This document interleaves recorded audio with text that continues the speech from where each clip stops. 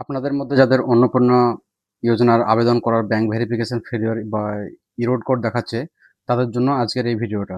আপনারা ভিডিওটা সম্পূর্ণ দেখুন, তাহলে বুঝতে পারবেন যে যাদের যাদের ব্যাংকের ভেরিফিকেশন ইরোর বা ইরোড কোড ইউ1 শো হচ্ছে, তার জন্য কি কি করতে হবে বা কি কি করণীয়। চলো ভিডিওটা শুরু করা যাক আর দেখে নিই স্টেপ বাই স্টেপ কি কি আমাদের করতে হবে। দেখুন, এই ফর্মটিও সেম জিনিস হয়েছে। ব্যাংক ভ্যালিডেশন ফেলিওর বা এরর কোড ই1 শো করছে। এক্ষেত্রে আমাদের কি কি করতে হবে যদি এরকম সিচুয়েশন হয়?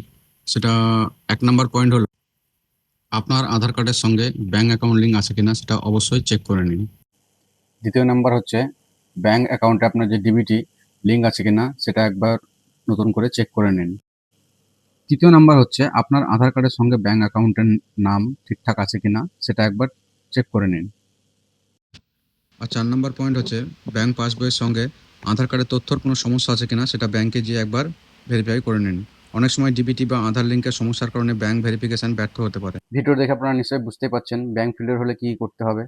আরও নতুন নতুন আপডেট পেতে আমাদের পেজটা ফলো করে রাখুন। ধন্যবাদ।